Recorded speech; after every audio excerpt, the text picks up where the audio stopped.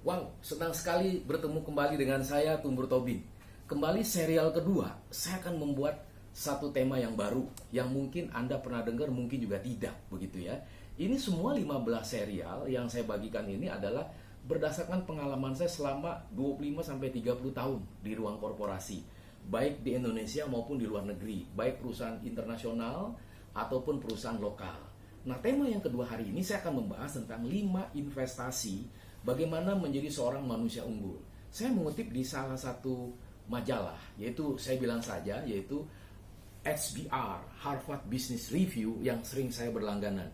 Dia mengatakan ada satu kalimat, "We are living in era companies that have the best talent win."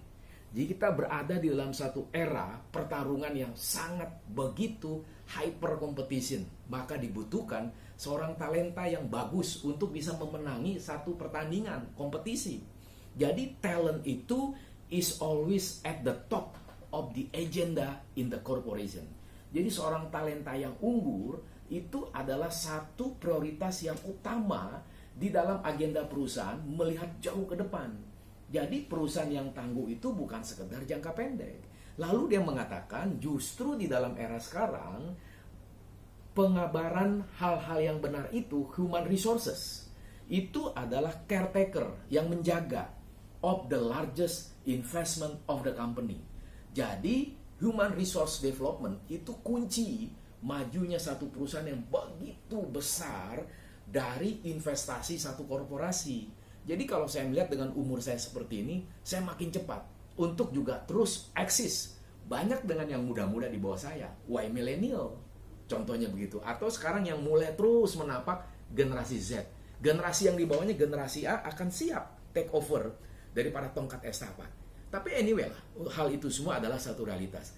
5 hal itu apa yang harus dipikirkan oleh Anda dan saya sebagai manusia unggul? Yang pertama adalah investasi waktu Anda, investasi waktu kamu, investasi waktu kita.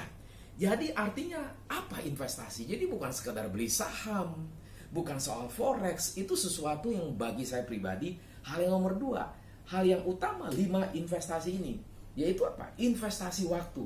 Investasi waktu berarti hasilkanlah nilai return dari satu kerja yang produktif. Jadi apa yang kita kerjakan itu selalu ada nilai titik baliknya.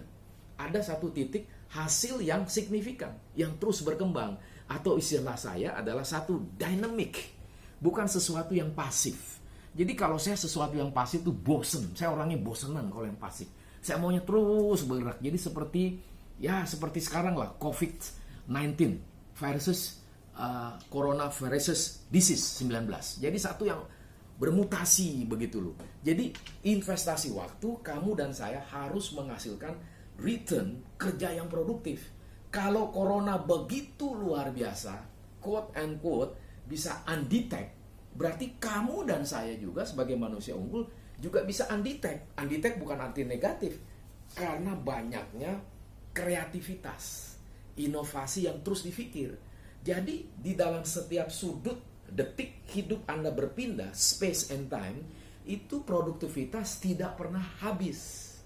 Jadi itulah yang disebut bagi saya satu keceriaan manusia unggul. Rahasia yang kedua adalah investasi nilai. Apa itu investasi nilai?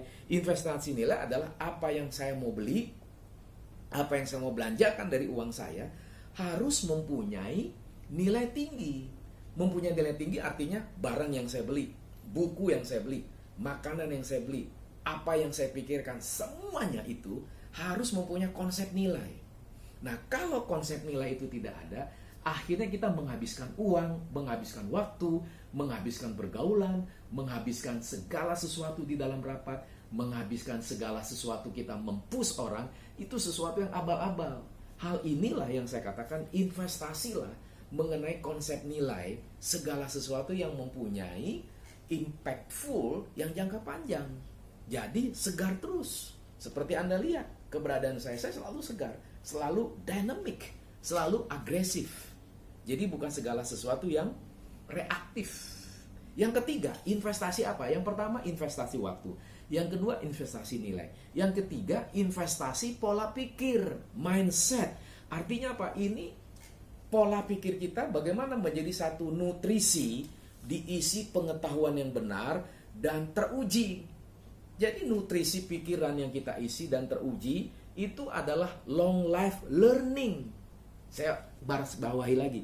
Long life learning berarti satu pembelajaran yang terus menerus jangka panjang.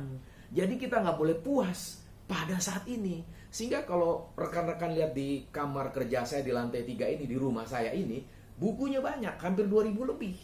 Dari 10 aspek. Saya bicara filsafat, bicara teologi, bicara manajemen, bicara strategik, bicara psikologi, bicara budaya, bicara macam-macam hal. Kenapa saat ini? Karena saya bodoh. Karena saya orang yang kekurangan. Maka saya mengutip kalimat daripada Steve Jobs. Stay foolish, stay hungry. Jadi kita terus merasa diri kita kurang. Foolish, bodoh. Bodoh dalam arti positif. Hungry, kita lapar. Nah, investasi yang keempat adalah investasi pola hidup. Jadi, yang pertama investasi waktu. Yang kedua, investasi nilai. Yang ketiga, investasi pola pikir. Yang keempat, investasi pola hidup. Berarti kamu dan saya membuat blueprint cetak biru hidup kita sebagai manusia unggul yang punya keunikan. Jadi kita nggak boleh jadi fans club, jadi teplak-teplak sana. Kita akhirnya nggak ada kepribadian, itu rugi. Maka seorang profesional yang unggul, manusia unggul itu dia mengembangkan segala potensi dalam dirinya dan dia membuat satu cetak biru. Dia potret dirinya, dia tobat telusuri apa yang sudah lakukan, apa menjadi kekurangannya. Jadi kamu harus membuat satu SWOT self analysis. Apa kekuatan saya? Apa kelemahan saya? Apa yang menjadi kesempatan bagi saya? Apa menjadi ancaman saya? 4 ini harus dirangkum menjadi satu kesatuan yang disebut investasi pola hidup. Yang terakhir, yaitu investasi rohani, religius. Ini penting, rekan-rekan. Anda agama apapun, mau Islam, mau Kristen seperti saya, mau Katolik, mau Hindu, mau Buddha, mau kepercayaan, whatever lah. Kita tidak memperdebatkan apa agama kamu, tapi spiritualitas. Jadi kalau Anda dan saya ada menginvestasi spiritualitas kita ada pusat arah hidup ke depan, sehingga kita mampu memahami apa yang kita imani sebagai umat percaya. Jadi kita ada agenda kerja sekian puluh tahun. Tapi yang saya maksud yang kelima, investasi rohani, apa sih agenda Tuhan yang saya percayai dengan pribadi saya, dengan pribadi Anda? Anda beragama Muslim, apa agenda Tuhan di dalam spiritualitas Anda, di dalam pribadi Anda menatap karir ke depan? Sehingga yang kelima ini penting. Yang pertama investasi waktu, yang kedua investasi nilai, yang ketiga investasi pola pikir, yang keempat investasi pola hidup. Yang kelima yang sangat penting adalah investasi rohani, spiritualitas kita. Jadi waktu kamu datang ke gereja, datang ke masjid, datang ke vihara, whatever lah, di dalam religiusitas kita ada contacting soul. Kita ada ketenangan batin di dalam tekanan-tekanan masalah dari bos kita, tekanan dari kompetitor kita, tekanan dari deadline kita yang begitu banyak, tapi kita ada sukacita yang saya sebut joyfulness. Jadi ada kenikmatan di tengah-tengah ruang kerja kita. Jadi saya usulkan 5 investasi itu menjadi manusia unggul